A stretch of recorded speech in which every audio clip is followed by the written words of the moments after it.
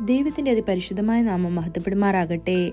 ദൈനംദിന അപ്പം എന്ന അനുദിന വചനചിന്തയിലേക്ക് ഏവർക്കും സ്വാഗതം.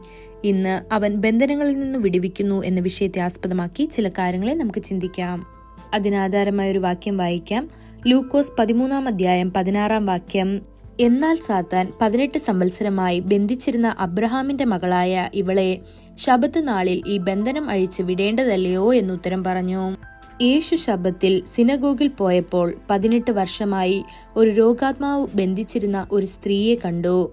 അവൾ കുനിഞ്ഞിരുന്നു, സ്വയം എഴുന്നേൽക്കാൻ കഴിഞ്ഞില്ല. യേശു അവളെ തന്റെ അടുക്കലേക്ക് വിളിച്ചു, അവളുടെ മേൽ കൈകൾ വെച്ചു. ഉടനെ അവൾ നിവർന്നു നിന്ന് ദൈവത്തെ മഹത്വപ്പെടുത്തി. ഇത് ലൂക്കോസ് 13-11 വരെയുള്ള വാക്യങ്ങളിൽ നമുക്ക് കാണാൻ സാധിക്കും. യേശു ശബ്ബത്തിൽ അവളെ സുഖപ്പെടുത്തിയതിൽ പള്ളിപ്രമാണി കോപിച്ചു. ജോലി ചെയ്യാൻ 6 ദിവസങ്ങളുണ്ട്, അതിനാൽ ആ ദിവസങ്ങളിൽ വന്ന് സുഖം പ്രാപിക്കുക, പക്ഷേ ശബ്ബത്തിൽ അരുത് എന്ന് അദ്ദേഹം ജനങ്ങളോട് പറഞ്ഞു. എന്നാൽ കർത്താവായ യേശു ഒരു ദിവസം പോലും രോഗശാന്തി വൈകിപ്പിക്കാൻ ആഗ്രഹിച്ചില്ല. ദൈവപുത്രൻ എന്ന നിലയിൽ അബ്രഹാമിന്റെ ഈ മകൾ മറ്റൊരു ദിവസം പോലും അടിമത്തത്തിൽ തുടരരുതെന്ന് അവൻ പ്രഖ്യാപിച്ചു.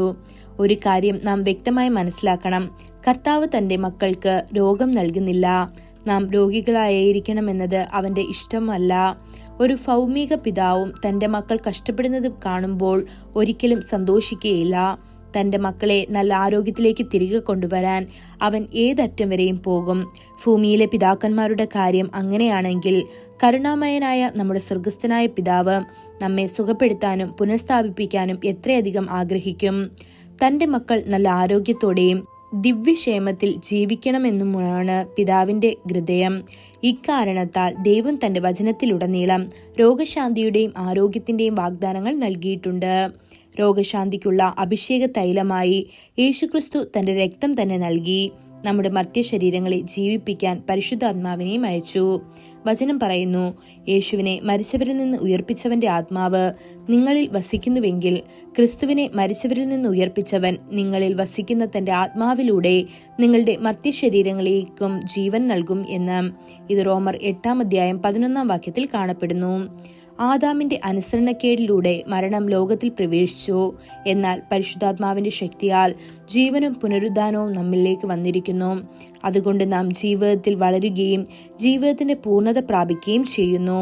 ദൈവമക്കളെ, നിങ്ങൾ രക്ഷിക്കപ്പെടുകയും വീണ്ടും ജനിക്കുകയും ചെയ്യുമ്പോൾ ജീവൻ നിങ്ങളുടെ ആത്മാവിലേക്ക് വരുന്നു.